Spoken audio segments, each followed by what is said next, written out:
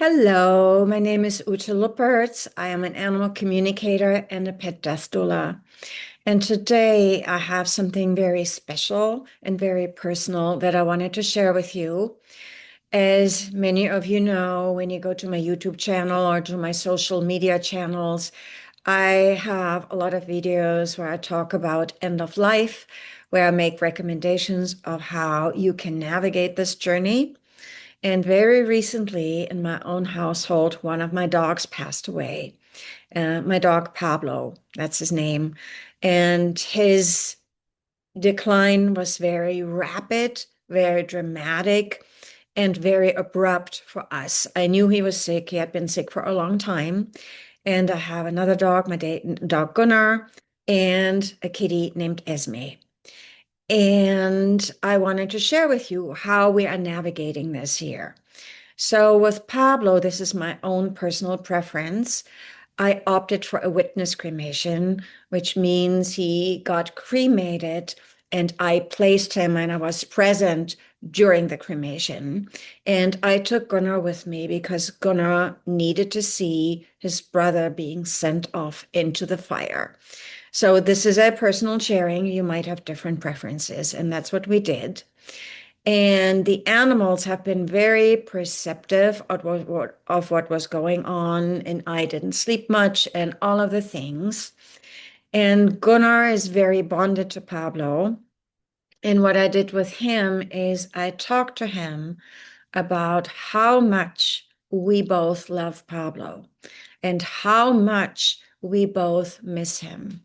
And then I also am administering, I still do it because it has been fairly recent, remedies, grief remedies. I personally like homeopathy and flower essences. Have a lot of experience with that.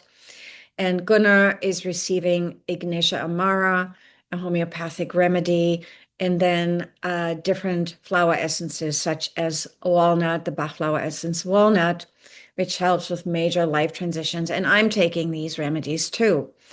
And he also gets a lot of special attention right now, and it doesn't make him anxious. It helps him navigate this massive life transition.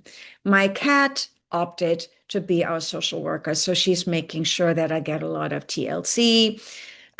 She's needing more. She is in my bed more, and she's just taking care of everybody. And Gunnar and my kitty Esme have a very good relationship.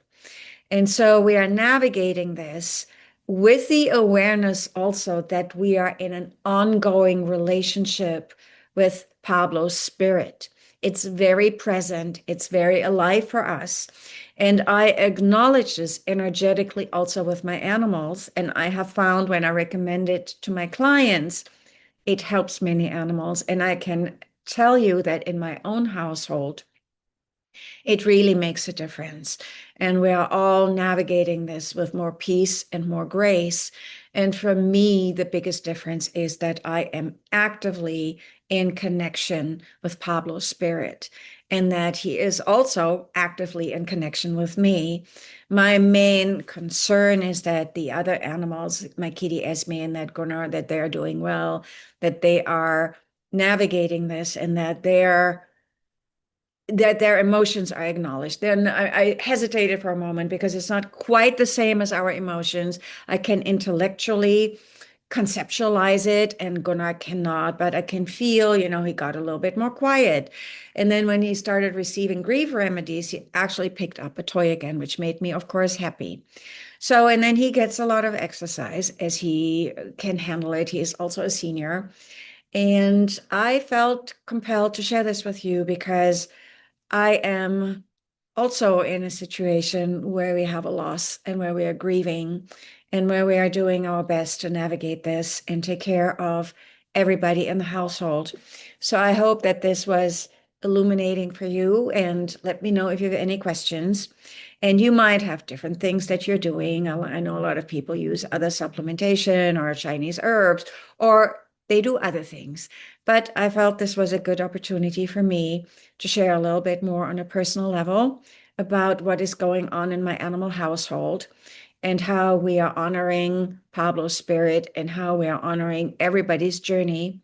And ourselves. So thank you so much for listening. Let me know if you have any questions, and I see you again soon. Bye for now.